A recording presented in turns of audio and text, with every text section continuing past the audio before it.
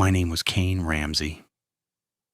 I was 34 when this happened, and if you had asked anybody in Gillespie County what kind of man I was, they would have said dependable, boring, and hard to surprise.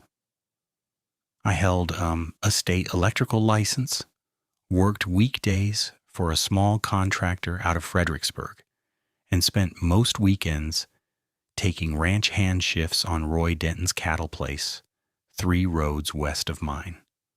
I did not collect ghost stories. I did not sit around campfires talking about things in the trees. I fixed what was broken, billed the hours, and went home. Back then I used to say the only thing out there after midnight was unpaid overtime. And I believed that right down to my boots.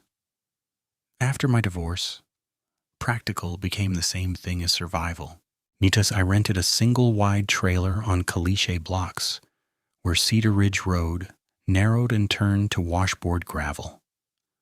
Behind it sat cedar brakes and live oak scrub that thickened into rough draws, then private pasture. In front of it, a mailbox leaned like it was tired, and my truck stayed pointed toward the county road in case I got a late outage call. I kept my life stripped down to what I could carry or repair. 2 sets of work clothes, 1 church shirt I barely wore, a freezer with meal prep containers, and a steel toolbox I organized every Sunday night with a level of discipline that probably said more about me than I liked admitting. Weekdays started before daylight. I brewed bitter coffee, checked weather radar, loaded conduit and breaker assortments, and drove into town while the sky was still bruised purple over the mesquite.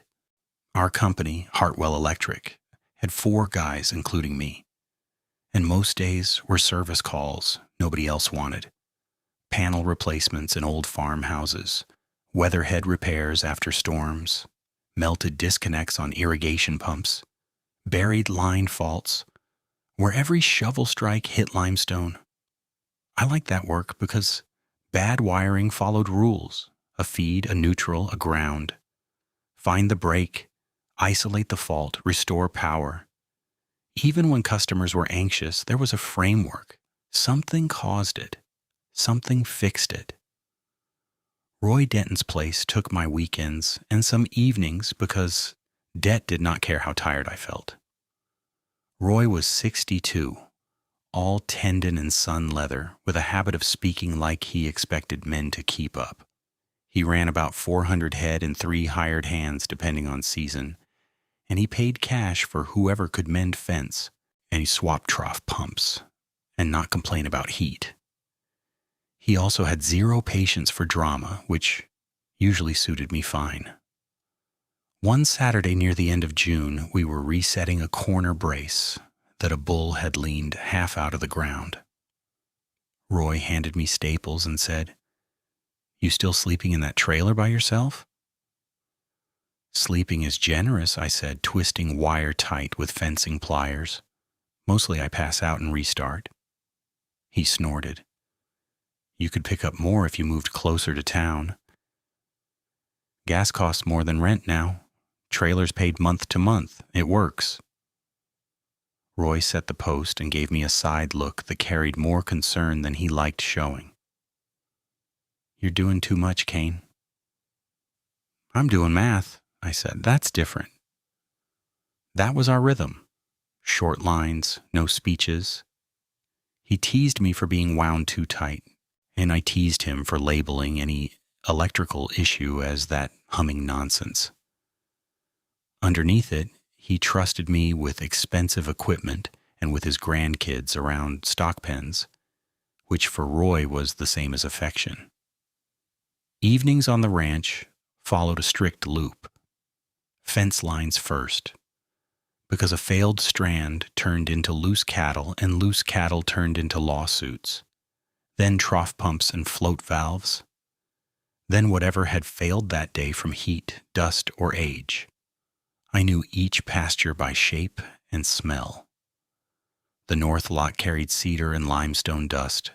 The east lot smelled like wet mineral when the well cycled. The south boundary, where old oak trunks twisted low over the wire, held pockets of cool air even in August. Coyotes sang there most nights. And house dogs from scattered properties answered until the noise folded into the dark like a familiar argument. By the second week of August, I had settled into a pace that felt mechanical in a good way. I left Fredericksburg around 5:30, drove to Denton Cattle, checked whichever system had thrown trouble, and reached my trailer late enough that microwave dinners tasted like relief. I talked to my ex-wife maybe once every 10 days, mostly about paperwork still in motion and a storage unit we had not emptied. Those calls stayed polite and thin. My social life was Roy, a gas station cashier who knew my coffee order, and the feed store counter where 3 old-timers held court over weather predictions and bad knees. If anyone started a story with, "You know what people hear up on Cedar Ridge," I usually walked to the fencing aisle. One Thursday, I did not walk away fast enough. Marv Ellis, who sold feed and had never seen a rumor he did not adopt, was telling 2 customers about a neighbor's dogs refusing to go out after dark. He saw me, lifted his chin, and said, "Electric man, you're out in it every night. You hear the big wolf yet?" I laughed, because that was the expected move. "I hear busted transfer switches and men who need hobbies." Marv grinned without offense. "You keep thinking that." "I intend to," I said, paid for mineral blocks, and left. That was the kind of exchange I filed under small-town theater. People-filled silence with stories. In a place where roads ran empty after 10 and your porch light showed 100 yards of nothing, folk explanations grew naturally. I judged that hard at the time. Looking back, I was less skeptical than I was protective. If you admitted uncertainty, even a little, everything in rural life got heavier. Every late knock, every snapped branch, every night drive with no signal bars. The evening that started it was windless and close, the kind of heat that sat on your shoulders even after sunset. I had finished replacing a scorched contactor at Roy's south pump shed and was coiling extension cord near my truck. Across the road, 2 blue heeler mixes at the Garza place were barking at something in the tree line, fast and high, same as they did for deer. Another dog farther off joined in, then 3 more in staggered bursts from neighboring properties.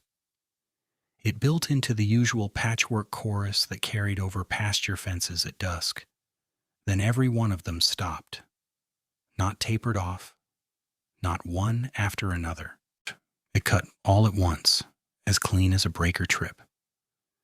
I stood with the cord in my hands and listened, waiting for the follow-up noise that should have been there. No coyote yips, no collar tags, no cattle stepping through brush. Even insects seemed dialed down for a few seconds, and the silence landed wrong in my chest.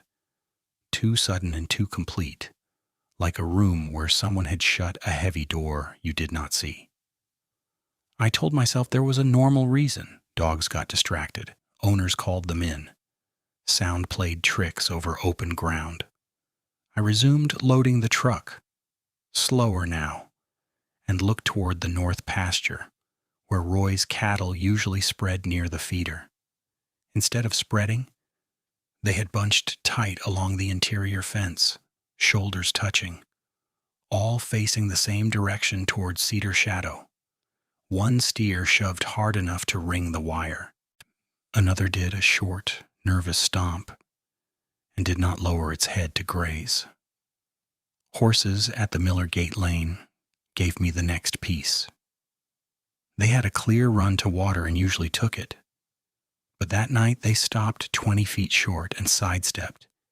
Ears pinned, refusing the opening like a physical wall stood there. A chestnut mare rolled one eye white and backed into another horse, rather than cross the lane. I had seen them spook at snakes and thunder. This looked different, focused and sustained. The smell arrived when I walked that lane with my flashlight. Musky, wet, rank, in a way that sat between soaked dog and old hide. But there was no standing water nearby, no fresh rain, no dead calf and brush. It came in a thread, then thickened enough that I tasted it at the back of my throat. I swept the beam across cedar trunks, gate posts, wire ties. Ekel, nothing moved. 2 barn motion lights snapped on half a minute apart, one at the Hensley place east of us, another near Roy's equipment shed west of us. The timing bothered me. They did not flare randomly from moths. They triggered in a line, east tree edge to west tree edge, like something paced property boundaries and kept just enough distance to stay in dark gaps. Still no growl, still no coyote chorus coming back. Just long stretches of dead air, then one heavy footfall from somewhere beyond the fence, too measured to be a startled animal crashing brush. A single thud. Pause. Another farther left. Pause again. I clicked my flashlight off and listened harder, tracking by orientation the way I did with arcing faults in walls. Sound bounced odd in those draws, and I knew that. I tried to separate echo from source, weight from distance. My rational brain went to work automatically. Feral hog, moving slow through leaf litter maybe. Bull got loose and was circling. Maybe 2 different sounds overlapping into one pattern. I told myself fatigue could bend perception after 12-hour days, and heat did the rest. When Roy called over ranch radio to ask if the south pump had restarted, my voice came out steadier than I felt. "Pump's live," I said. "Pressure's climbing. You got dogs out?" "Mine are inside," he answered. "Why?" Hearing odd movement near Miller Lane. Could be hogs. Roy waited a beat. "You want me to roll down there?" "No, I'm already here. I'll check fence and head in." "Copy that. Don't chase hogs by yourself." "I'm not in the mood for cardio," I said, trying for normal. He gave one short laugh and signed off. I walked the fence line another 100 yards, was sweeping low for eye shine, checking for rooted soil or fresh tracks where hogs crossed under wire. I found disturbed mud near a shallow drainage dip, and at first I felt relief, because mud meant evidence, and evidence meant answers. I knelt, set my flashlight on a post, and took my tape measure from the truck. The print was not clean, more like a partial depression with elongated front pressure and shallow rear mark, as if weight had shifted through one narrow point. The stride to the next mark was long, longer than my comfortable walking step in boots. I measured twice anyway and wrote numbers on the back of an old invoice sheet.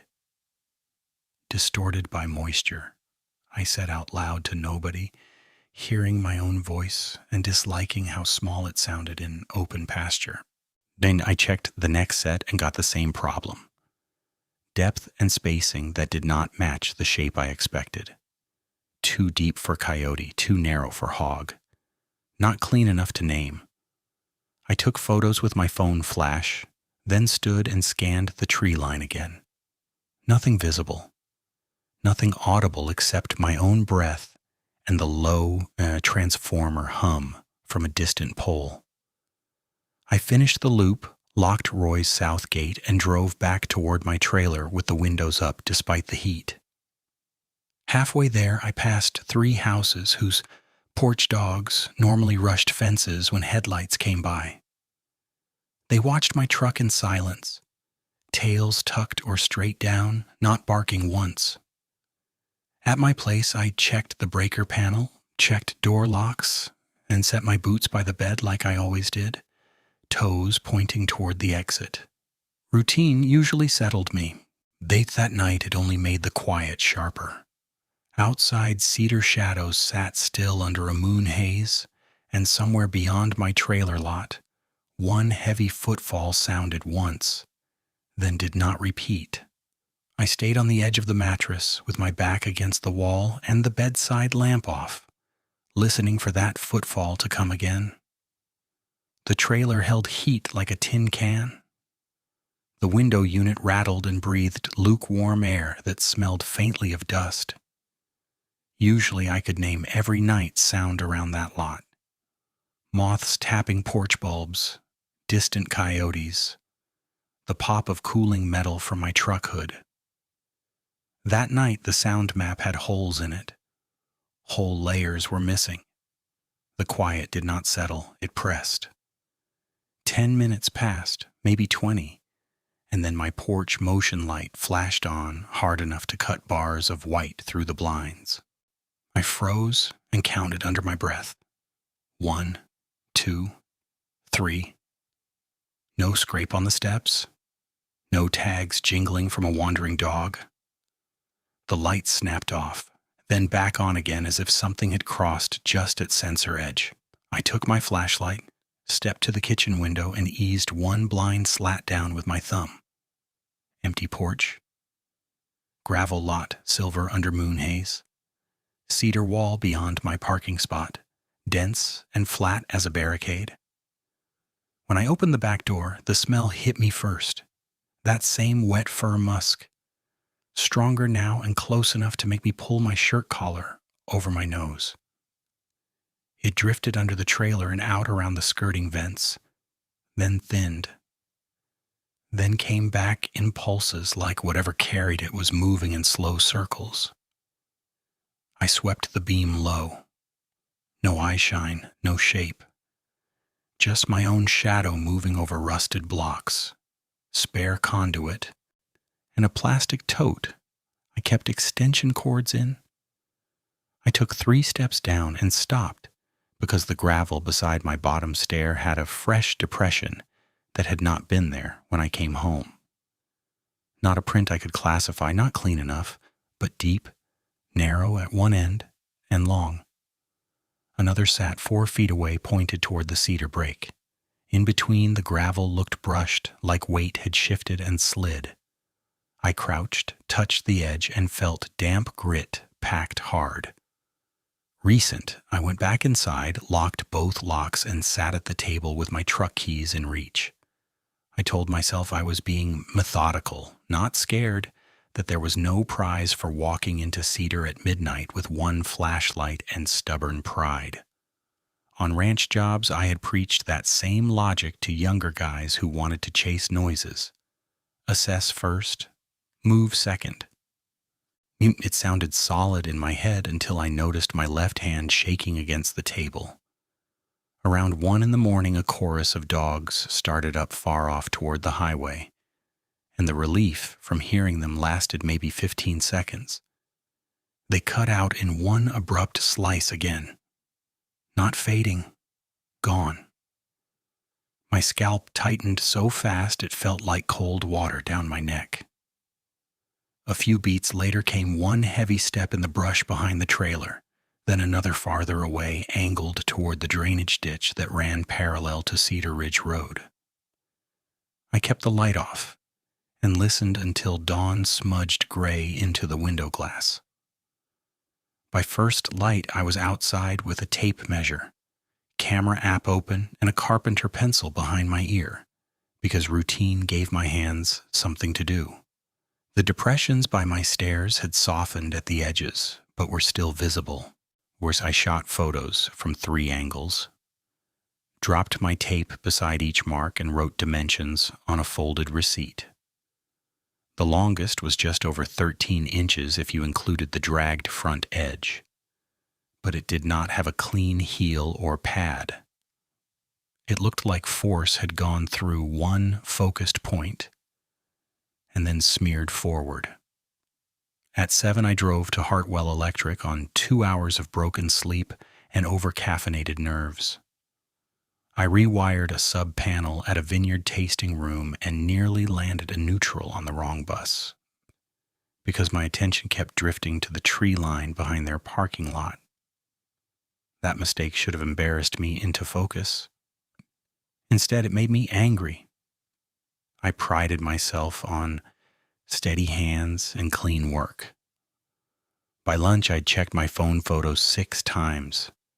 Zooming and pinching like pixels might settle the argument in my head. These late afternoons sent me back to Denton Cattle for a float switch issue at the North Trough.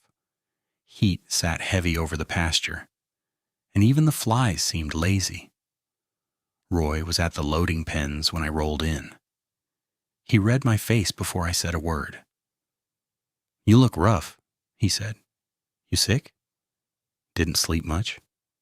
"Because?" I held up my phone with the track photos. Had movement around my trailer after midnight. Same odd prints from last night at Miller Lane. Dogs went dead quiet again. Roy squinted at the screen, handed it back, and wiped his palms on his jeans. Could be hog sign blurred by gravel. Could be one of those giant dogs folks let run. Giant dogs don't step that deep through callage. You measuring fear now? "I'm measuring weight," I said, sharper than I meant. Roy watched me for a second, then nodded toward the trough. "Fix the float. Then we'll drive that lane together at sunset and take a look." We did. We checked the Miller Gate lane first. Horses were already clustered away from the opening, heads high, eyes fixed on the cedar pocket to the west. One gelding pawed and snorted, then backed 3 steps with no visible trigger. The musky smell was there again, stronger near the hinge post. Roy smelled it too. I could tell by how his mouth tightened. "You got any dead stock tucked in there?" I asked. "Not in that draw. I would know." We found fresh rub marks on a cedar trunk near the lane. Bark stripped in vertical streaks from roughly 5 to 7 feet off the ground. It could have been from antlers if the season matched and if the pattern made sense. It did not. The streaks were narrow, parallel, and too long, with black residue smeared in places like old grease. Where I scraped a bit with my pocket knife onto a zip bag from my glove box and labeled it with date and location. Roy watched without joking. As darkness settled, we reached the south boundary, where a line of old oaks broke the pasture from rougher cedar. 2 motion lights kicked on near the Hensley barn, then one at Roy's tool shed, then one at a vacant rental to the west, each separated by a few seconds and each falling dark before the next came on. A path. Deliberate spacing. I felt my pulse in my jaw. "Could be one deer moving fence to fence," Roy said quietly. "Deer don't trip sensors at 7 feet. He frowned. "You see in height now?" I pointed with my flashlight to the lens angle on the nearest pole. "Installed those last spring, tilted down. You set them high because calves trigger false hits. It takes upper body movement to catch at that distance." Roy did not answer. We stood there with our lights off and listened. No dogs, no coyotes. One slow step in brush 30 yards out, then another farther left as if circling. That was when I saw the eyes. 2 reflections sat in the cedar break at a height level with the top wire of the fence plus another foot. Maybe more, amber green and fixed, not bobbing or weaving like an animal scanning. The spacing was too wide. The stillness was worse than any movement because branches around them shifted in a light breeze, and those points did not. I raised my flashlight and put the beam directly on them. They blinked once, lids closing sideways fast, and vanished. No crash through brush, no retreat thump, just absent like someone had turned off 2 tiny lamps. Roy inhaled hard. "What in the hell was that?" I did not answer because I had no answer that fit the world I thought I lived in. We backed to the truck without turning our backs to the trees, closed doors quietly, and sat with windows up and engine idling while both of us watched the cedar wall. Nothing else showed. On the drive back to the pens, Roy kept one hand on the wheel and one on the dash radio, thumb resting on transmit but not pressing. At the gate, he said, "You're not crazy. I saw something too. Don't go walking lines alone at night till we sort this." "I still need to cover calls." "Cover them faster," he said, "and keep your truck pointed out." I drove home with my truck backed into the lot and the nose aimed at the road before I killed the engine. Sleep was out of the question, so I started with what I trusted: checklists, measurements, hypotheses that could be tested. I made a page in my work notebook and wrote possible causes across the top in block letters: feral hog, mountain lion, escaped exotic, large dog hybrid, human prank. Each got a column for evidence for and against. If it sounds obsessive, that is because it was. Obsession felt better than dread. I worked the list line by line at the kitchen table, track photos open beside the notebook, and my folded receipt of measurements flattened under a coffee mug. Hogs dropped out first on stride pattern and fence behavior. Hogs rooted and tunneled under wire. They did not pace clean boundaries and trigger elevated sensors in sequence. Lion followed, then stalled, then fell out too.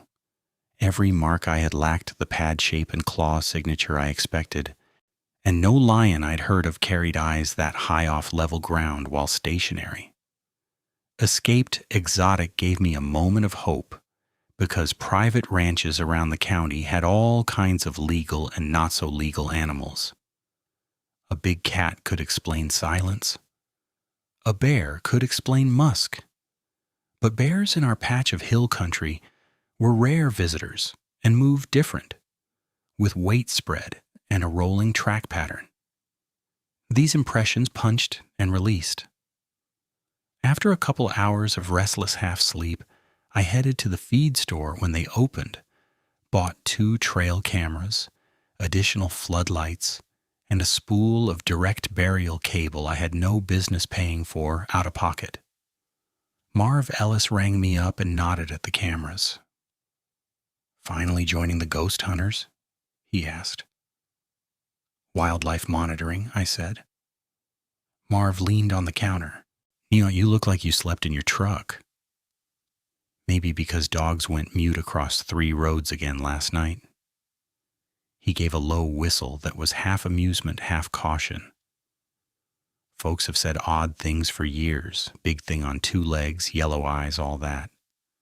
Folks also say moon phases change gas mileage." "True enough," he said. "But if your gut says stay lit up, stay lit up." At the coffee urn, Dale Hensley overheard and stepped in with a grin that did not quite hide nerves. "Kane, you're working too hard. Divorce plus no sleep will make cedar stumps look like werewolves." "Maybe," I said. "Then I'll catch a cedar stump on camera and we can all sleep easy." He laughed and clapped my shoulder. "That's the spirit. Document the stump." I drove from there to Roy's and then to my trailer, installing lights like I was hardening a substation. And at my place, I set 2 floods on opposite corners of the skirting. One over the porch, one facing the ditch. At Roy's, I mounted temporary floods on the south lane gate and north trough shed, wired to a generator-backed circuit so outages would not leave blind spots. I set trail cameras at knee height and at chest height on cedar trunks to capture both low and elevated movement. Every unit got time sync, fresh batteries, and a test passed by me in front of the lens. I called the county deputy line between installs and got routed to voicemail, left location pins and a short description, then kept working. The return call came while I was replacing a breaker at a storage facility off 290. Deputy Lena Ortiz had a calm, patient voice that sounded like she had handled every kind of rural concern. You reported unusual animal activity near Denton and Cedar Ridge properties? She asked. Correct. Repeated nighttime movement, livestock agitation, abnormal tracks. I have photos. Any direct attack on people? Not yet. Any livestock losses confirmed by owner? Not confirmed. She paused. Given current workload, we can log this as nuisance wildlife and increase patrol drive-bys. For immediate threat, call emergency line. I need someone out after dark, I said. Daylight won't show behavior. Another pause, longer this time. I understand your concern. I can note the request, but overnight deployment for unverified wildlife is limited. I thanked her because there was nothing else to do, and ended the call with my jaw clenched so hard it ached. She was not dismissive exactly. She was following procedure that had no box for what I was describing. Official language wanted bite marks, carcasses, property damage with a familiar culprit. I had patterns, smells, and eyeshine at the wrong height. That evening, Roy met me at the equipment shed as the sun dropped behind the ridge. He brought coffee in a steel thermos and a 12-gauge he kept in a soft case behind his truck seat. He looked older than usual, not fragile, just worn thin by anticipation. Deputy coming? He asked. Logged it as nuisance wildlife? He shook his head once. Figures. We reviewed the camera placements and walked the south lane with handheld radios. I checked each floodlight manually, then killed and restored power to test delay times. Practical steps. Clear tasks. My brain settled while my hands worked. The system held. I tried to convince myself that if we could map movement and get clean footage, the fear would collapse into a known animal and a plan. That was the deal I made with myself. Light, data, repeatable evidence. No myths required. But when full dark settled and the neighborhood dogs started their nightly chain of barking, I felt my shoulders tighten anyway. The chorus ran for a minute, maybe two, then cut off all at once, every direction, every distance, the same mechanical silence dropping over us like a switch thrown in a control room. Roy and I looked at each other across the lane, and from the cedar beyond the gate came one slow, deliberate footfall, close enough that the steel tubing gave a faint, sympathetic ring. The ring in the steel faded so slowly I could track it with my teeth. Roy lifted his chin toward the cedar and spoke low, not taking his eyes off the dark. You hear that distance? Close side of the fence, I said, 30 yards, maybe less. He eased the shotgun case off his shoulder but did not unzip it. Light it up? Not yet. My hand was already on the flood switch box mounted to the gate post. If it's moving the line, I want direction first. Another step came, heavier than the first, and the post beside me gave a faint vibration through my palm. Not a hoof strike, not the fast scatter of deer. One placed weight, then stillness. I clicked my radio. Cane to base, sound contact south lane. Stay off this side until I call clear. Static, then one of Roy's day hands answered from the equipment shed. Copy, staying put. The dogs across the neighboring road stayed silent. I counted 3 breaths and thumbed the first flood bank on. White light spread across the lane, cut hard at the cedar wall, and left long black gaps where trunks overlapped. Dust motes turned bright, then vanished. Nothing in the open. No animal crossing, no brush shaking. Roy moved one step closer, boots quiet in dry grass. Kick the second bank. I did, and the west side lit in a colder spill. For a second, all I saw was fence wire and posts. Then 2 points appeared near the cedar break, amber green, level with each other, fixed at a height that landed just under the top of the 6-foot fence. I measured without meaning to, the way I always did around equipment. Top wire at 6, eyes maybe 6'10" or 7. Too high for any coyote, any dog, any cat that belonged in that county. Roy whispered, "That a reflection off metal?" Metal doesn't blink. The eyes did not move with the branches around them. Wind pushed cedar sprays in and out of the light, but those points held steady, perfectly spaced, like they were mounted. I raised my flashlight and centered the beam. The color intensified, not bright like glass, more like depth, with light trapped inside it. My stomach dropped in a way I had only felt once, when a live panel flashed inches from my face, and I realized, half a second late, how close I had come to dying. I told myself it was an angle thing, I would say later in therapy. But right then I told myself 3 things at once, and believed none of them.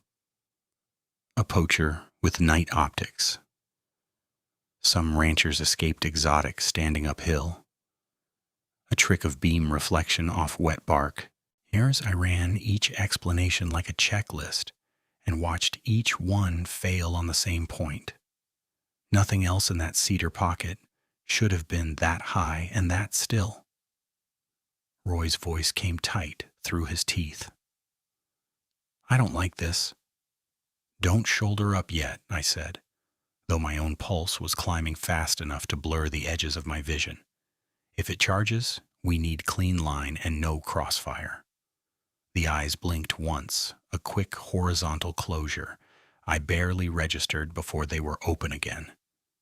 Not owl-like, not deer-like, intent and calm. I had the unnerving sense that it was not deciding whether to flee, it was deciding what we would do next. Roy clicked his radio with his thumb, then stopped. "What do we call that if we call it in?" I gave a short breath that almost turned into a laugh and died in my throat. "Unknown large predator." "Oteets, that's what they log." "Predator," he repeated, like testing whether the word still fit his mouth. We stood there another 20 seconds, maybe less. It felt longer. My forearm muscles ached from gripping the light too hard. A moth crossed my beam, and for an instant I flinched like a rookie. The eyes stayed fixed. Then, without any visible body shift, they winked out. Not dropped, not turned, and walked away at the branch noise, just gone. I swept left and right, hit every trunk in that pocket, the fence line, the shallow dip behind it. Nothing. Roy finally unzipped the shotgun case and drew the 12 gauge, keeping it low. I didn't hear it move. Neither did I. He looked at me, face drained under the flood glare. "Say we both saw that?" "We both saw it." He nodded once and motioned toward the gate. "Back to the shed. Cameras first. Then we decide."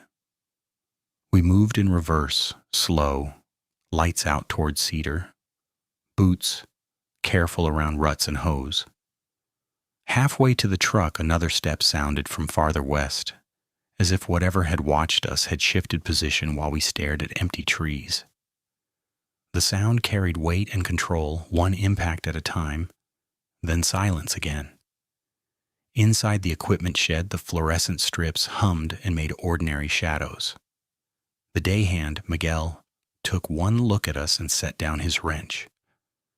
"You two look like you saw a wreck," Roy answered before I could. "Something on the lane, big. Keep doors shut." Miguel's eyes flicked to my flashlights, still shaking in my hand. "Dog?" I heard my own voice go flat and practical. "Unknown. Stay inside till daylight unless we call." That tone calmed him enough to nod.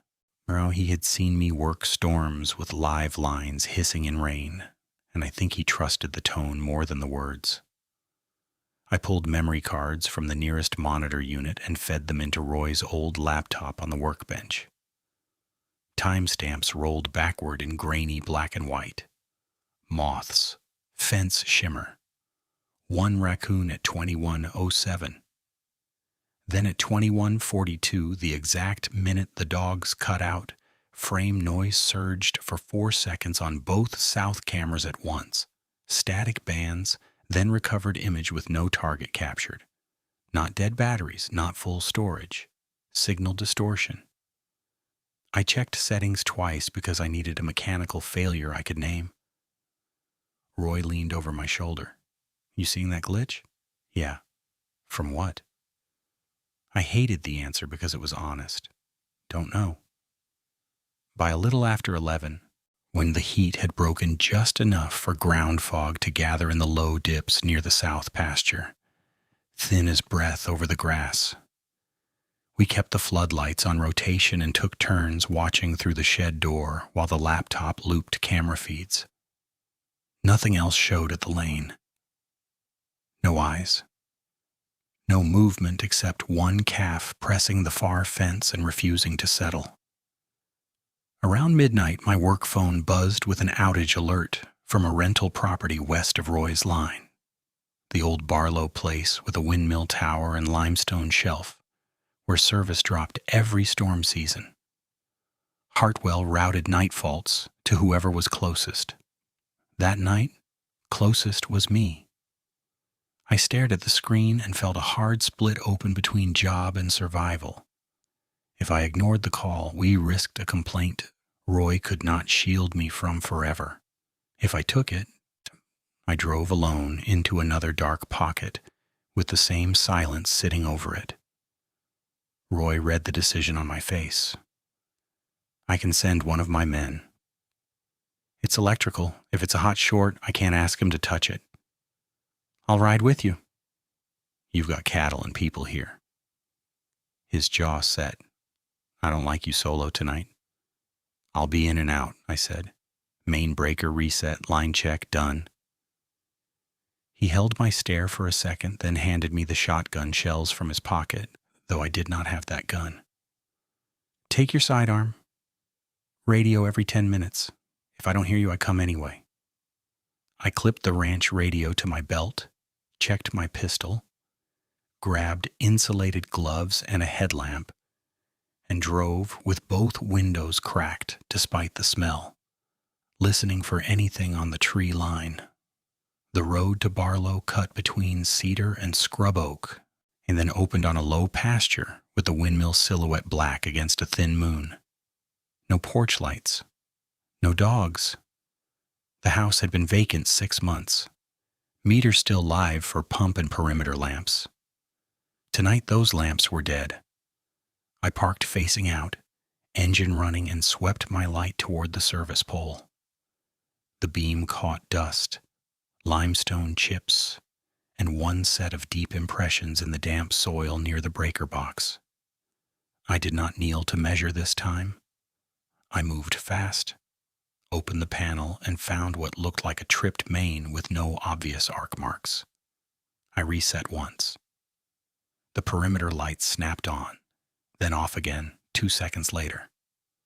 Something upstream pulled hard enough to dump the line. Kane to Roy at Barlow, power cycling with immediate drop, I said into radio. Roy answered with static under his voice. Copy. Yeah, you hearing anything? Negative, too quiet. Keep talking every minute. I shifted left for a better angle on the line run, and that was when I saw it move between the limestone outcrop and the windmill tower, maybe 80 yards out, cut in moonlight and shadow. At first, my brain filed it as a man crossing fast. Then scale corrected and the thought collapsed. The top of the shape rode near the lower cross brace of the windmill, and I knew that brace height because I had climbed that tower in daylight, roughly 9 feet. The figure moved hunched on 2 legs for 3 strides, shoulders broad enough to block the pale rock behind it, then dropped to all fours with a fluid fold that no human body could copy and no local animal should own at that mass. I did not breathe for a beat. Then, too, the outline was wrong in layers. Neck too upright for a quadruped, back sloping into hips that hinged like loaded springs, forelimbs longer than a bear's front stance and set closer to the torso, not wide. When it dropped, it did not lumber. It flowed, controlled, almost quiet for something that size. It crossed the gap, paused beside a mesquite stump, and rose again to scan, head turning with deliberate, measured arcs. I keyed the radio and heard my own voice thin out. Roy, visual contact, large upright silhouette, west of windmill. Repeating upright silhouette. Very large. Static popped. Then Roy came through sharper. How large? Bigger than a man by a lot. Shoulders wider than the service door on your pump shed. A beat of silence. You get back in the truck. Working on it. The figure shifted, and for a second, moonlight edged the top of a long muzzle profile before it moved back into black. Not full detail, just enough to make every explanation I had left fracture in place. Costume made no sense in that terrain, at that speed, with that transition between gaits. Bear did not fit the shoulder architecture. Elk on hind legs would have shown antler or chest shape. This thing carried itself like it understood where my light reached and where it did not. I edged backward toward my driver door without turning my back, boots sliding on loose limestone. The creature took 2 steps parallel to my movement, matching the line, not closing, testing, watching. My skin prickled under my shirt, even in the cooling air. Or I tried to convince myself it was distance distortion, I thought, staring at that silhouette.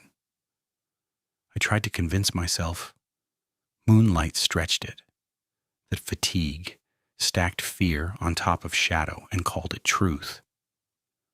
But the windmill and rock gave hard references, and trade work had trained me to trust references over feelings. The shape between those markers was real scale, real mass, real intent. I got one hand on the truck handle and kept the light fixed. The figure dropped again, moved 3 quick bounds toward the cedar seam, then vanished into the dark with almost no brush noise. Not gone like a trick, gone like something that knew the ground better than I ever would. I climbed in, locked the doors, and forced myself to finish one task before leaving. I killed power at the main to prevent line fire, and tagged the panel with a red fault strip from my kit. Procedure, even shaking, especially shaking. "Cane to Roy," I said, pulling onto the road with gravel spitting under my tires. I'm clear and outbound.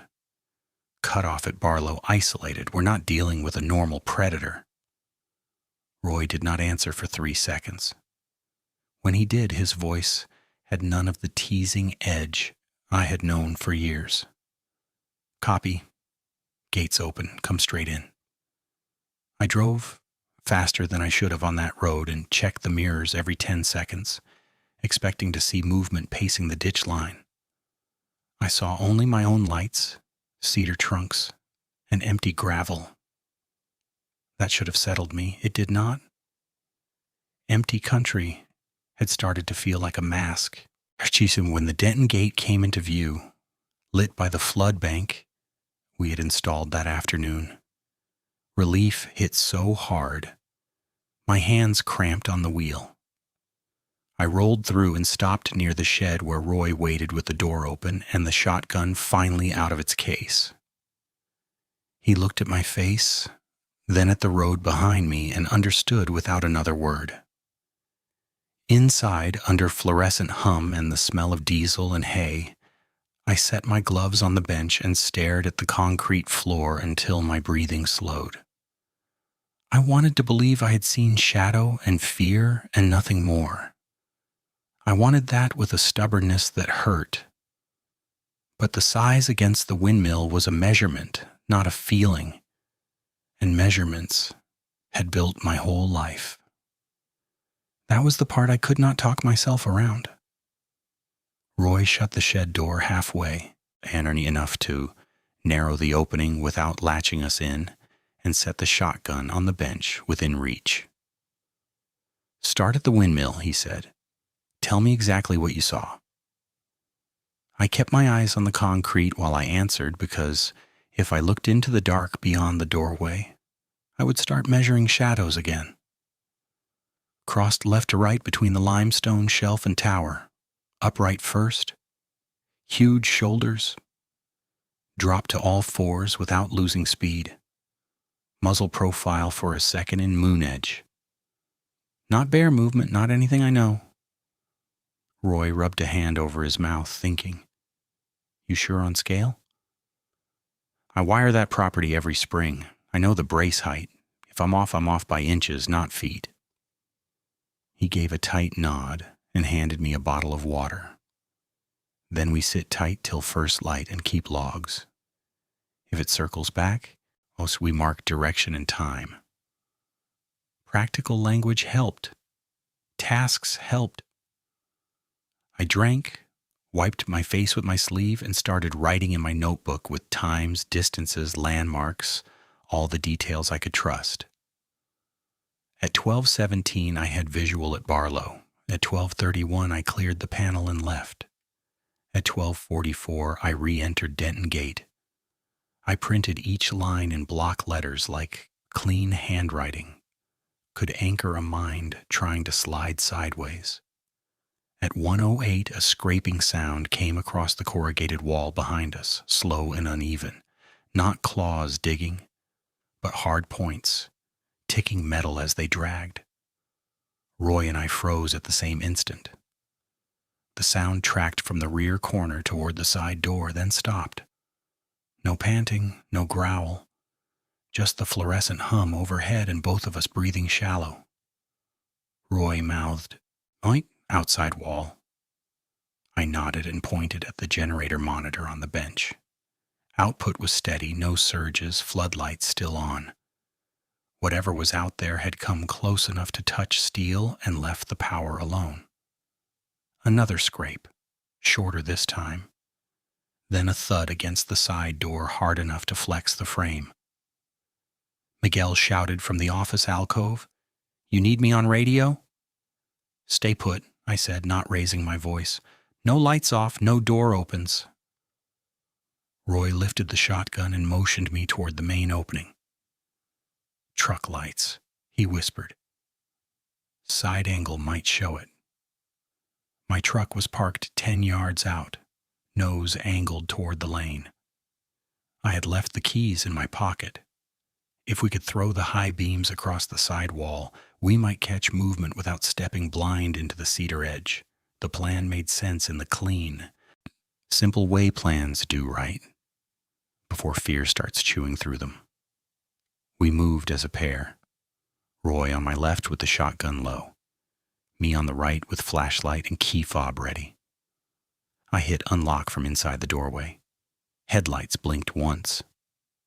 In that blink, I saw nothing but grass and post shadows. Then I hit remote start and the beams came up full, cutting across the shed corner and into the lane beyond. The creature stood 40 yards out near the old squeeze chute, half in flood spill, half in headlight sidelight, and every denial I had built over 2 weeks burned down in one look. Its head turned first, slow and precise, long snout, catching pale light along a ridge of wet fur. Not smooth coat, not clean pelt, but ragged clumps dark with moisture. Strands hanging from the jawline and neck like it had come through creek mud and never dried. Ears set high but angled outward. not relaxed, not fully pinned, listening in multiple directions. The eyes reflected amber with a green edge, the same height I had measured before, and the gaze landed on me in a way that felt targeted rather than curious. Its forelimbs were wrong for any canine. They hung longer than a wolf's front legs should, elbows set higher against a broad chest, and below the wrist joint, the anatomy shifted into hand-like structures with articulated digits that flexed independently around the top rail of the chute. I saw 3 long primary claws and a shorter inner one, all black, curved, and thick at the base like horn. It gripped steel, released, then gripped again with controlled pressure, testing the give. Rear legs held a digitigrade angle but carried too much mass, thighs heavy, hocks bent high, stance balanced for spring movement in short bursts. When it shifted weight, muscle lines moved under the fur in stacked bands along hip and flank. Not human, not bear, not any frame I could map to a known animal. The spine rode in a shallow slope from shoulder hump to lower back, and the neck rose too upright for a true quadruped, giving the head a level scanning plane, even while the body stayed crouched.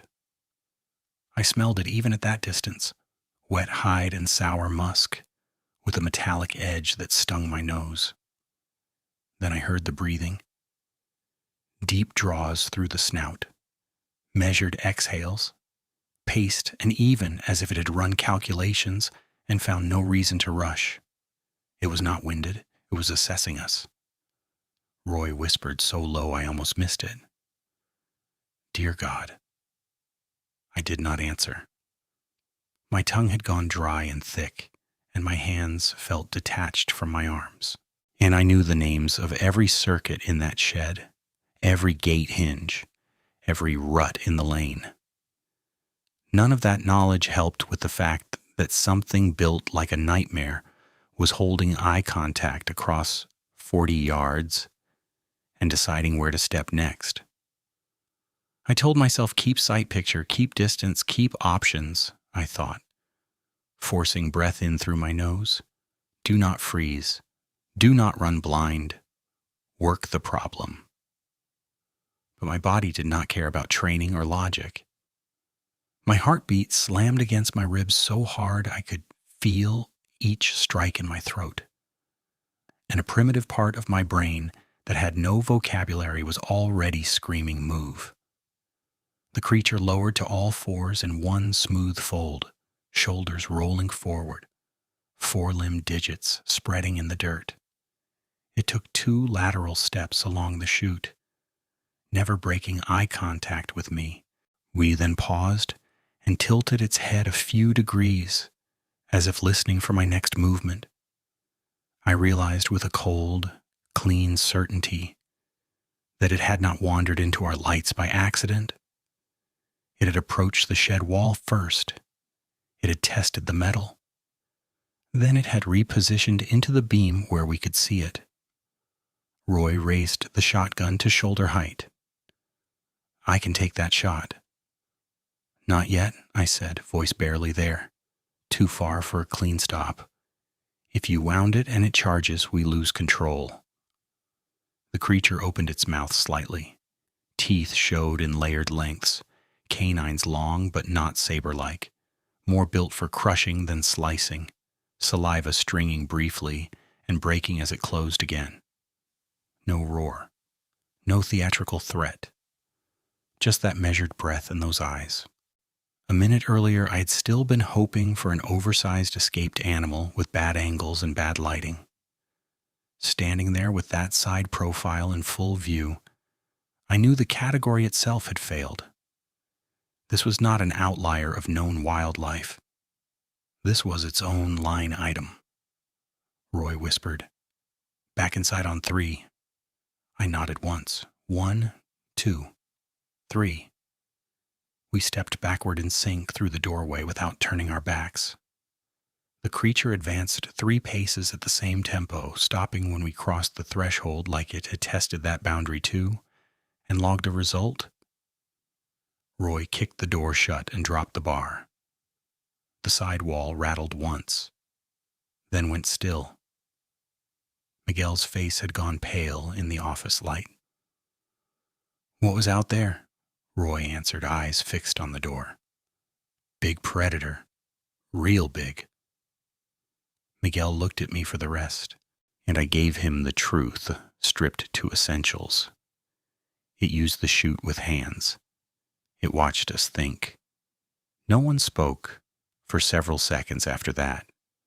By 2:20 in the morning, the scraping had stopped, and the flood monitors showed no movement in open lanes.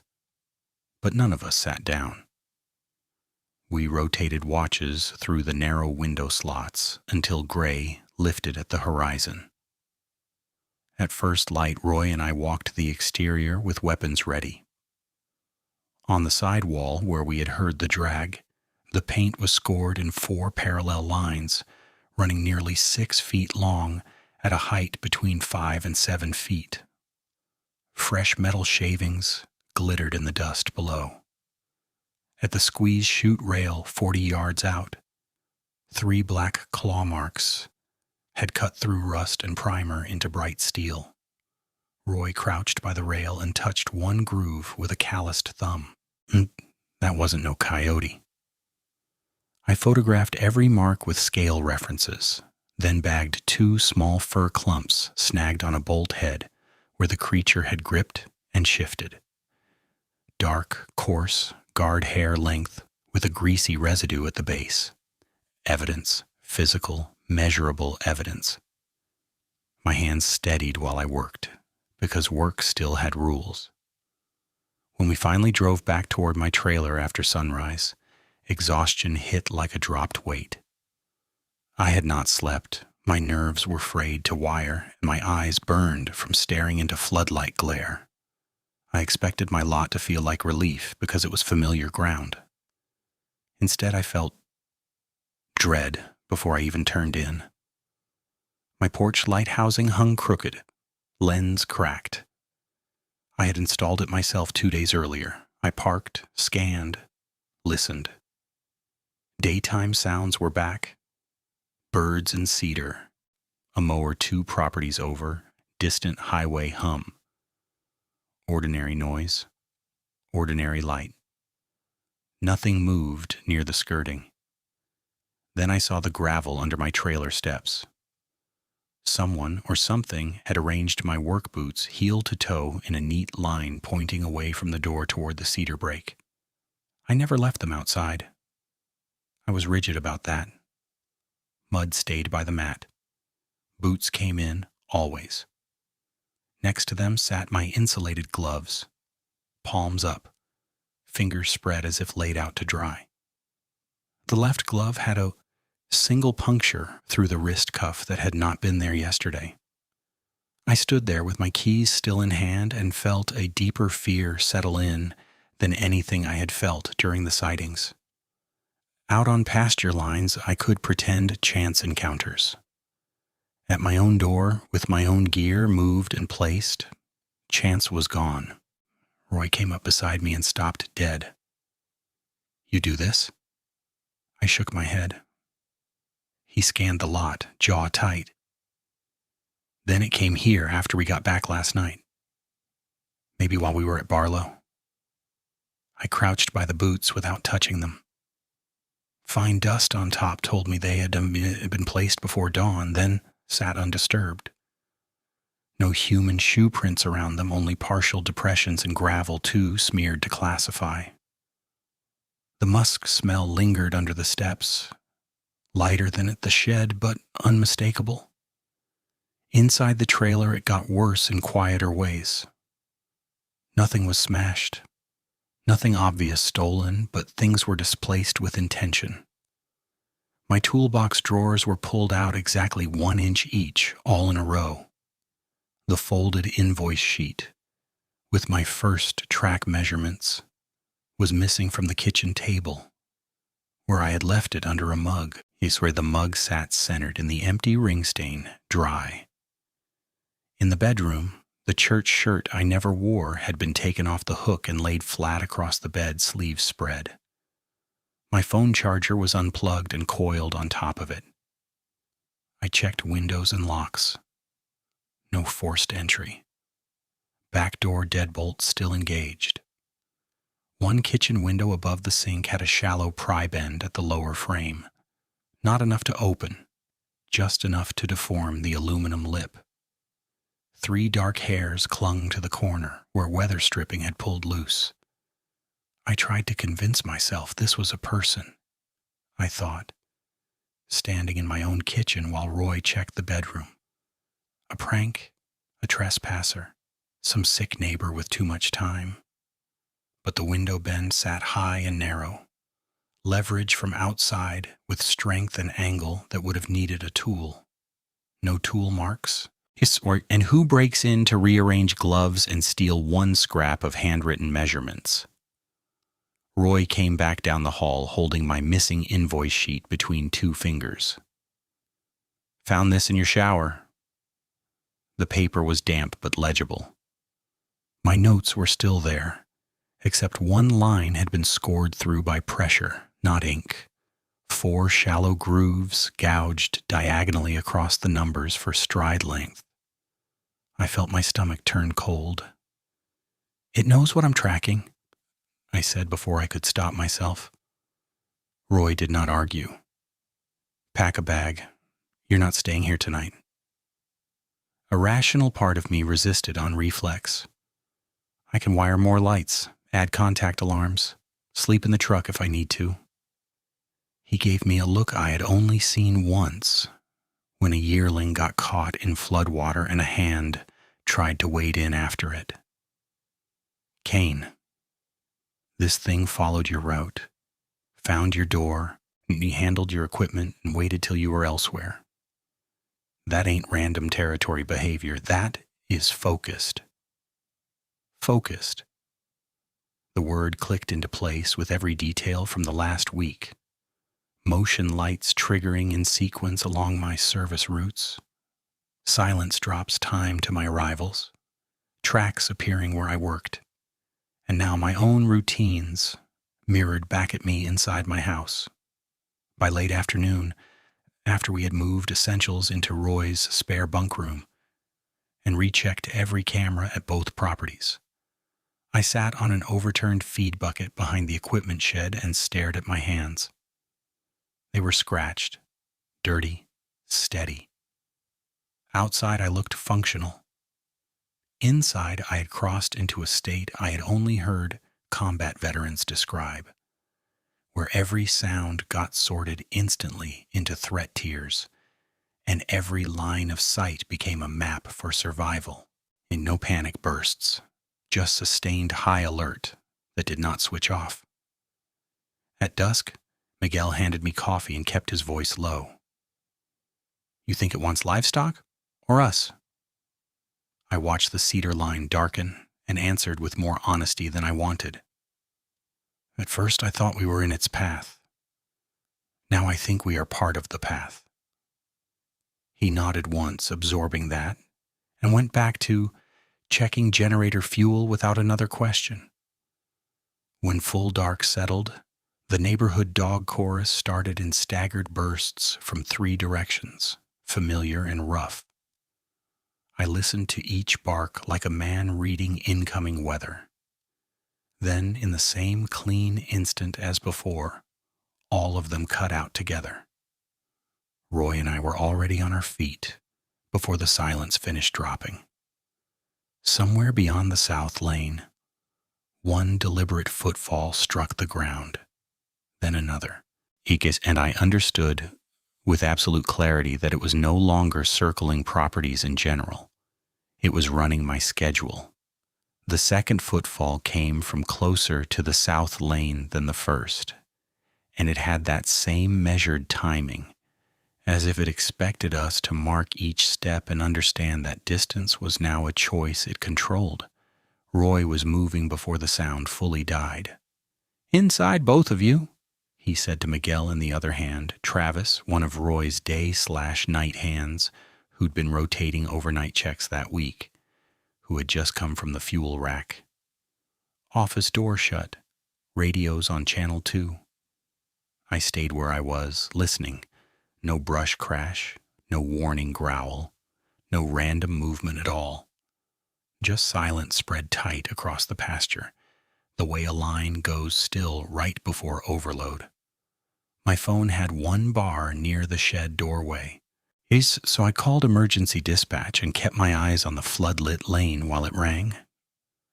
The operator answered fast, asked location, asked whether there were injuries, asked if I could confirm species.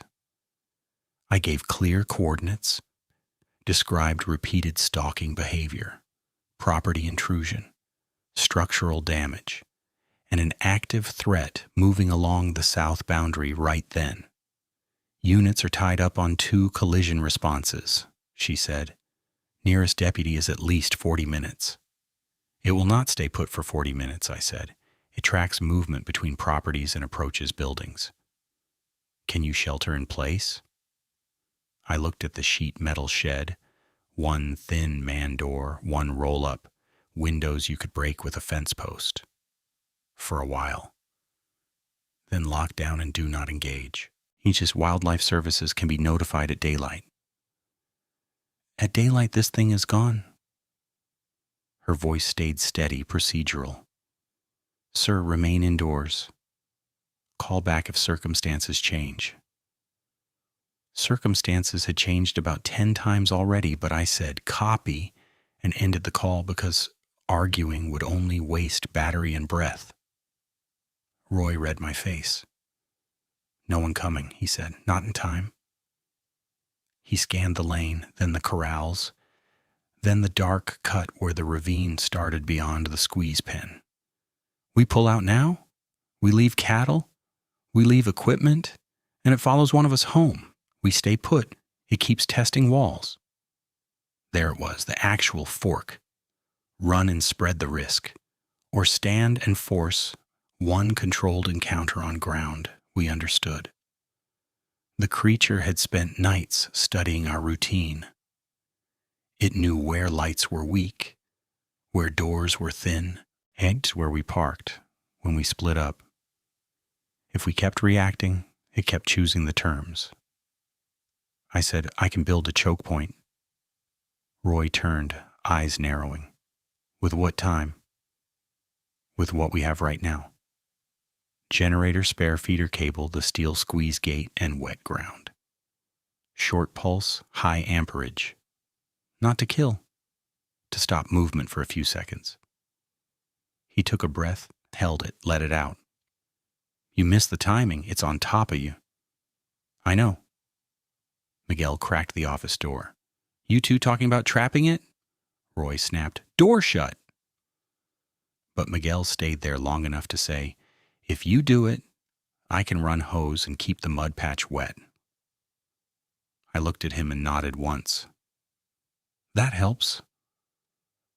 By a little after 10, we were moving like a storm crew with a wildfire at our backs. No wasted words, no extra motions. I ran 2 lengths of insulated cable from the backup generator to the south corral, routing along existing posts to keep it clear of boots and hooves. Roy cleared the lane and pushed the nearest cattle into the north holding pen with Travis, then chained that gate and double-checked the latch. Miguel opened the trough valve and flooded a 12-foot strip of dirt inside the squeeze gate approach, just enough to keep conductivity high without turning it into a slick pit.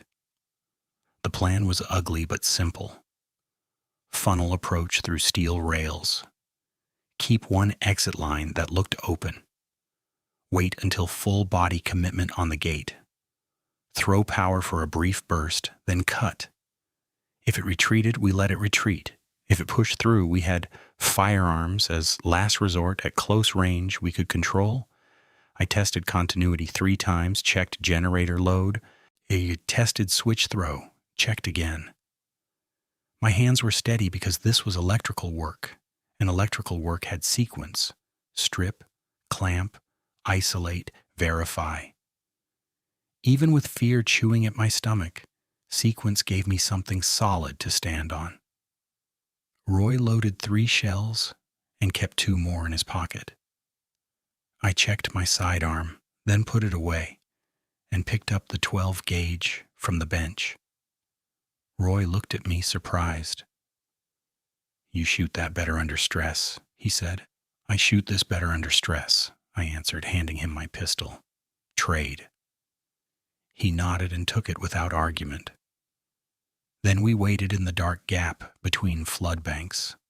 Lights off at the choke point. Only a dim spill from the shed behind us. The smell found us first. Wet fur and sour musk moving low along the wind. Not a gust. A presence. The dogs out on the county road stayed silent. Somewhere left of the lane, a fence wire gave one faint ping as weight brushed it. Then another farther right, mapping a semicircle around us. Roy spoke without moving his head. "It's reading the setup. It's read every setup so far. Think it comes in? It came to my porch, came to your shed wall. It will come in." Minutes stretched. My knees started to ache from the crouch. A moth landed on my wrist, and I almost flinched hard enough to ruin everything. Then, from the cedar cut beyond the squeeze pen, 2 amber-green eyes opened in the dark at a height above the top rail and stayed fixed on us. "Lights," Roy whispered. "Not yet." The eyes moved, not forward at first, but sideways, slipping through black gaps between posts in smooth increments. It was searching for trigger lines, for the edge of illumination, and for who held position and who broke. It dropped out of sight, reappeared lower, then vanished again.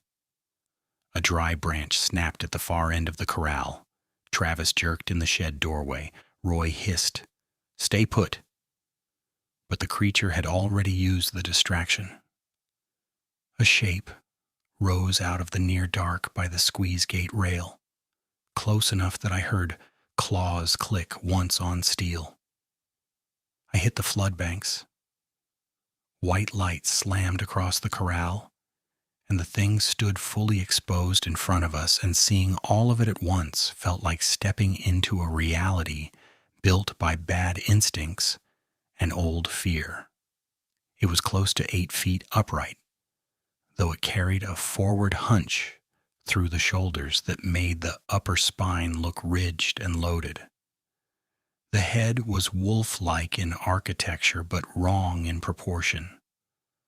Muzzle elongated and scarred along one side, its lips pulled tight over heavy teeth that showed even with its mouth mostly closed. The neck rose too vertical out of the chest, giving it an almost human scanning angle while the rest of the frame stayed animal. Its eyes were amber with a green ring that caught floodlight without washing out, focused and aware in a way that never felt feral or confused. Fur covered it in uneven layers, dark brown to black, matted over the shoulders and chest as if it had been wet for days. Along the ribs, the coat thinned enough to show expansion and contraction with each breath, deep and powerful, not frantic. Old scars crossed the muzzle and right flank in pale ridges through the fur. Its forelimbs ended in hands, not paws, long fingers tipped with black claws around 3 inches, thick and hooked, it flexing with precise control when it touched the steel gate. The rear legs held digitigrade joints with high hocks and dense muscle through thigh and calf, built for short, explosive drive. Its feet planted narrow, then spread under load, gripping dirt and wet clay without sliding. When it shifted, the mass was undeniable. Rails trembled, mud compressed. The steel tubing gave a tiny ringing whine where one claw dragged. It turned its head toward Roy, then to me, Then to the shed door where Miguel and Travis stood frozen in shadow, evaluating, prioritizing. I had looked at predators before. This was not blind aggression. This was strategy wearing an animal body. My mouth tasted like metal. Every sensible part of me wanted to run until sunrise and never stop. But there was nowhere left to run that it hadn't already mapped. Not my trailer. Then not Roy's lanes. Not any dark road between properties. The creature lowered from upright into a crouched four-point stance with fluid control, shoulders rolling forward, hands settling on the lower rail. It tested the gap with one shove, then another, each harder. The chain on the choke gate groaned. "Now?" Roy asked. "Not yet. Need full commit." It paused and listened, head tilted. Then it lunged. The impact hit like a truck against hollow steel. Gate tubing bowed inward, mud sprayed. Chain snapped at one link and held at the second. Its right arm came over the top rail and claws struck sparks where they scraped galvanized pipe. It shoved again, chest and shoulder driving through the narrowed gap, one rear leg already stepping into the wet strip we had flooded. "Now!" Roy shouted. I threw the switch. Power jumped through cable into steel with a hard crack and a blue-white arc that flashed across the gate latch and down into the wet ground. The creature convulsed and recoiled, a deep, guttural sound punching out of its chest. Not a cinematic roar. More shock and rage forced through clenched jaws. Muscles locked, released, locked again. I held 2 seconds, maybe 3, then cut power before the generator overloaded. It staggered sideways into the rail, hit hard, recovered faster than I wanted, and swung one arm toward us.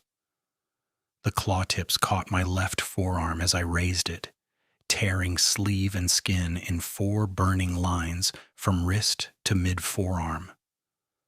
I stumbled back into a post, head clipping steel hard enough to throw sparks across my vision. I got the muzzle up and fired the first warning shot, high over its right side. Shut, the blast slammed the air in the corral and it flinched but kept driving. I racked and fired a second warning shot over its back as it bunched to jump, giving it one more clear lane to break off. It ignored both and launched for the fence instead of retreating through the gap, trying to clear the top rail in one bound. I drove the bead to the shoulder joint and fired. The hit spun it offline. It crashed against the upper fence, dropped to the mud, thrashed once, twice, then drove itself forward on 3 limbs with brutal force and cleared the lower section into the drainage side. Not clean, not graceful, but moving. "Lights left. Keep it lit," Roy yelled. I killed the switch box to avoid live rails and ran to the fence line with him, both of us aiming into the ditch beyond the corral. We caught glimpses through cedar shadow, dark mass, the uneven gait, one forelimb pulling short, breath loud now and ragged. Blood came hard and heavy where it crossed the floodlight, thick drops and long smears on the churned mud, then a darker spray banding low cedar trunks as it slid down the bank into the ravine cut.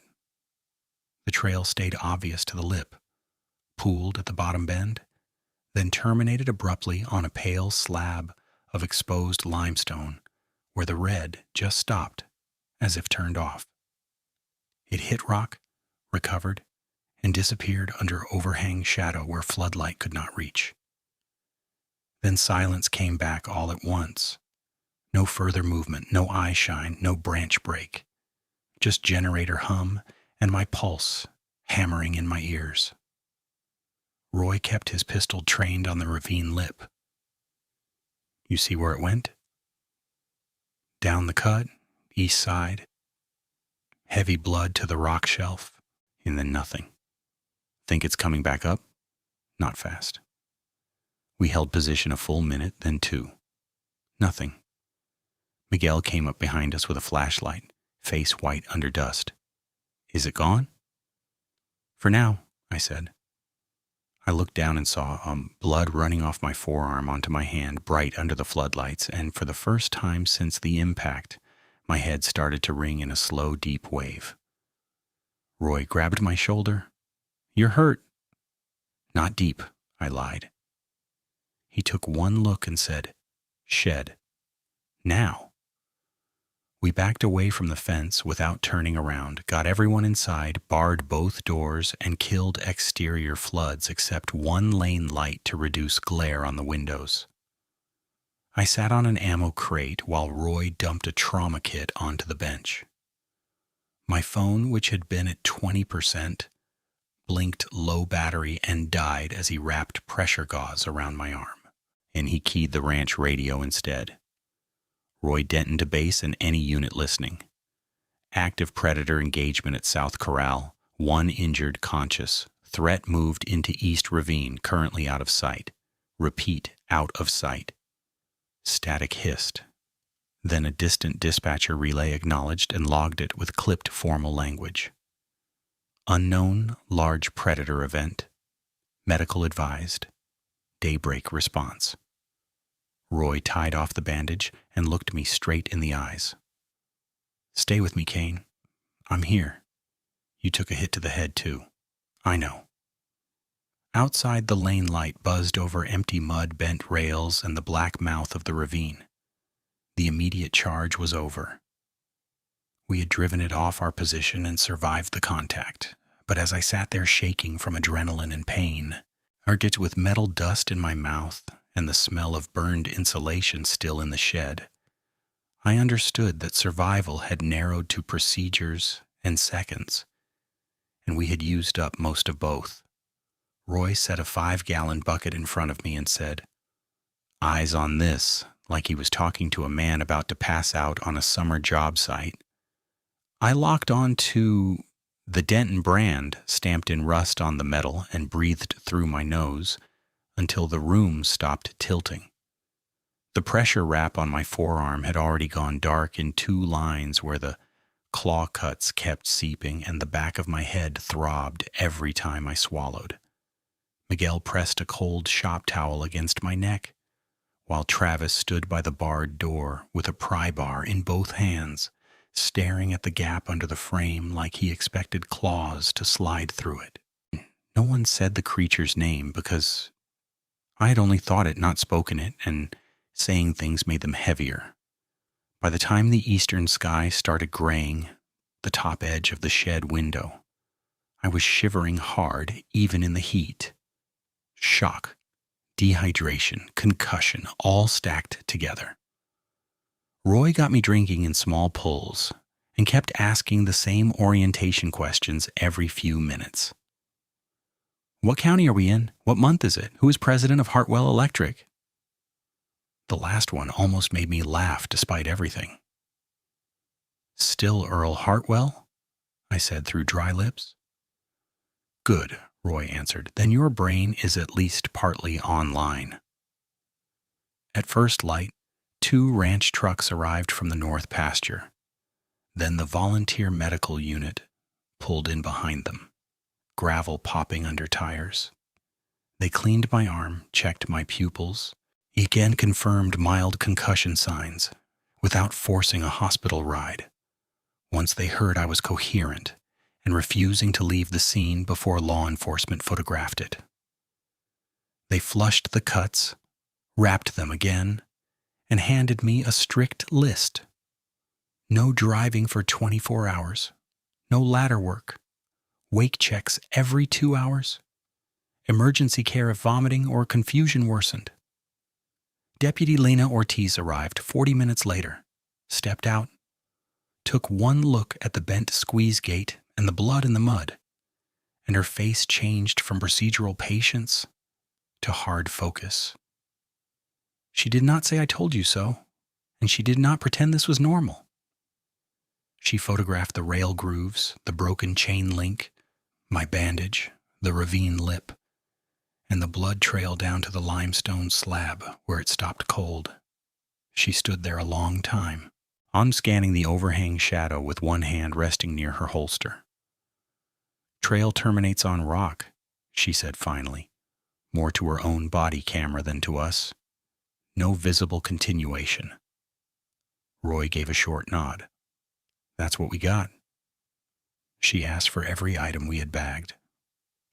I handed over the fir clumps from the chute bolt, the black residue from the cedar trunk by Miller Lane, the 3 hairs from my window frame, the damp invoice sheet with gouged stride numbers, and a thumb drive containing all track photos and camera stills. I kept copies of the photos and 1 duplicate card image because I'd learned not to trust single storage. She logged each item in front of us, sealed them, and had me sign chain of custody paperwork with my good hand while the other one shook.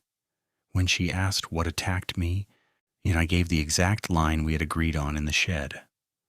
"Unknown large predator, bipedal and quadrupedal movement observed, height and behavior outside known local species."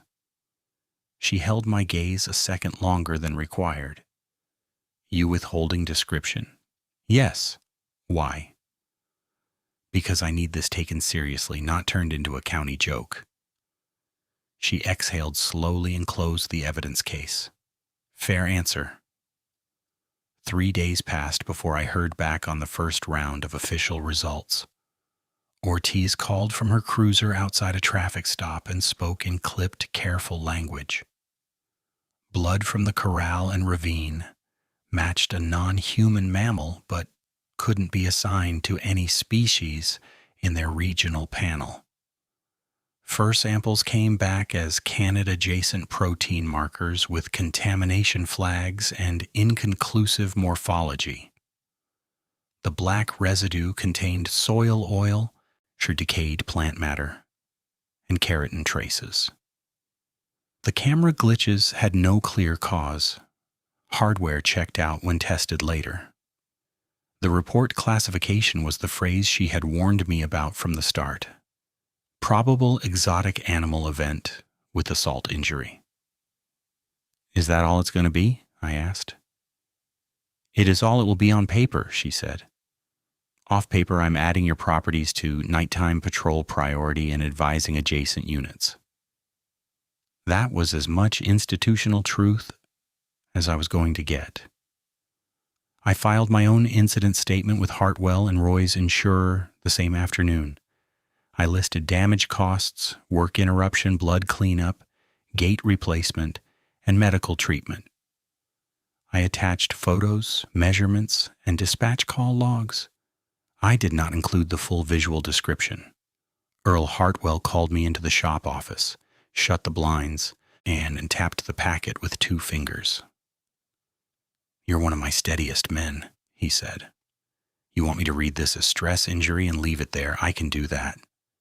You want me to read this as real threat and pull you off nights? I can do that too." "Pull me off nights," I said. He nodded once. "Done." Roy and I went back to my trailer the next morning with daylight high and 2 deputies parked at the road. We accounted for every item that had been moved. Boots and gloves photographed, then discarded. Tool drawers inventoried. Nothing missing except that single invoice sheet which was already in evidence. Window frame measured and documented, then replaced. I pulled the trail cameras and reviewed every card. 2 captured normal wildlife. 1 showed only static bands at the exact minute neighborhood dogs went silent. In the 4th had corrupted files from the night of the confrontation and could not be recovered by the lab they sent it to. I noted that, formally as data loss and stopped pretending hidden proof, sat inside it. At the feed store, Marv looked at my bandage and did not grin this time. "You were right to stay lit up," he said quietly.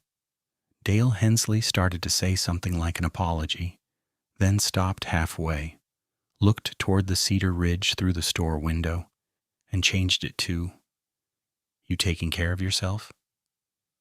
That was the only payout I ever got from either of them.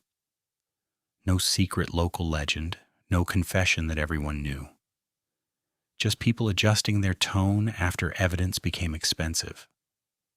By the second week of September, I gave notice on every weekend ranch shift except one final daylight turnover to train a replacement electrician for Roy's pumps and backup circuits. On that last day, we stood by the new squeeze gate, thicker steel this time, and checked the welds in silence. Roy finally said, "I used to think old men told those stories because they liked hearing themselves talk." I waited. He looked at the ravine and finished. "Now I think they talked around it because naming it felt like invitation." That was the closest he came to fear in words, and it was enough. Within 6 weeks, I had moved into a duplex near downtown San Antonio and started municipal electrical maintenance on fixed daylight shifts. The first morning I clocked in, fluorescent hallways, concrete service tunnels, locked access panels, and cameras at every door felt less like bureaucracy and more like oxygen. My new supervisor cared about preventive schedules and arc fault logs, not midnight pump outages miles from signal. I sold my livestock gear, extra fencing tools, and the generator trailer I had bought on credit. I kept only my core electrician kit, my truck, and one rifle locked according to city code. I changed routines with a precision that would have looked obsessive to anyone who had not stood in that corral. Layered home security with door contacts, glass break sensors, 2 camera angles per entry, and battery backup tested every Sunday. Trauma kit in the hall closet and one by the bed. Phone always charging on a hardwired outlet, not a loose strip. Shoes inside, keys in the same bowl, no exceptions. I stopped accepting side jobs outside city limits, even for good money. When coworkers asked, I said I was done with rural nights for medical reasons, and that was true enough. My ex-wife came by one Saturday to sign final storage paperwork at a coffee shop near my new place. She studied the fading scars on my forearm while I slid documents across the table. "You still jump at every door slam," she said. "Working on it." "I read your urgent care report," she said.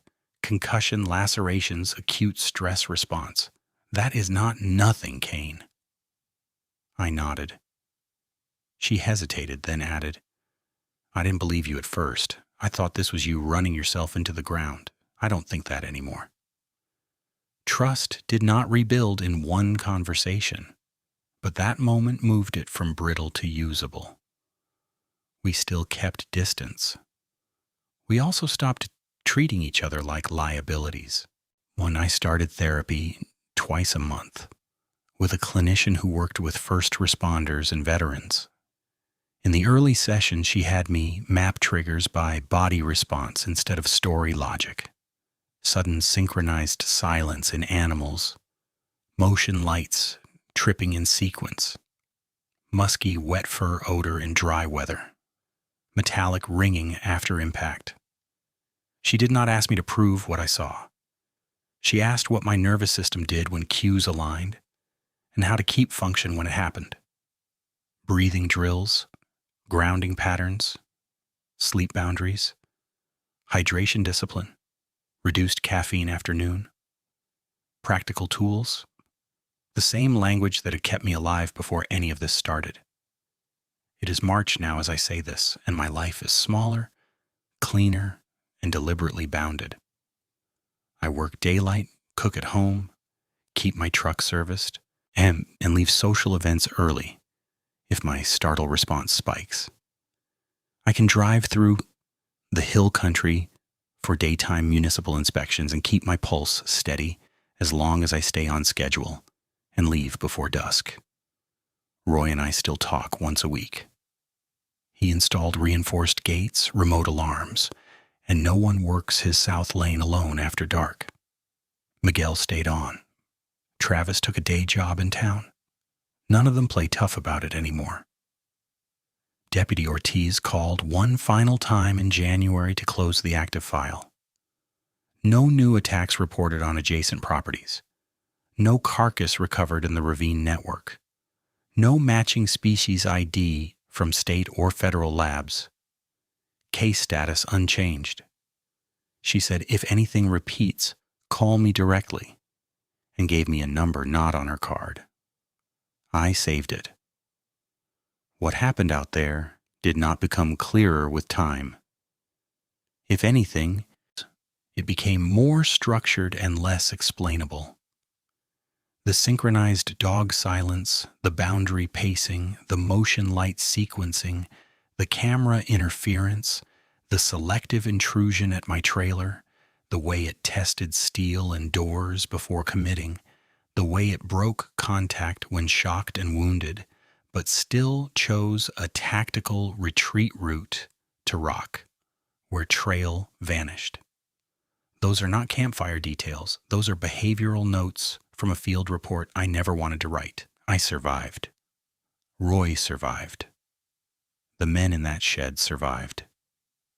The immediate threat at Denton ended the night it went over that fence and into the ravine injured, and it did not return to my door after I left that place. That is the part with an ending. The other part does not have one.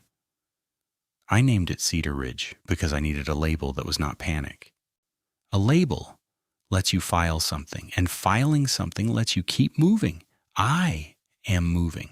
I am not cured of what happened, but I am operational, employed, housed, and not pretending anymore. If you live out where dogs usually bark through the night, and one evening they all cut off in the same instant, do not stand there arguing with your instincts. Leave the area, lock in hard, call it in, and write down what you observe while it is fresh. You may never get language from authorities that matches what you saw. You may never get a clean species name. You can still make good decisions, keep people alive, and draw boundaries that hold. That is what I did, and that is where my story ends.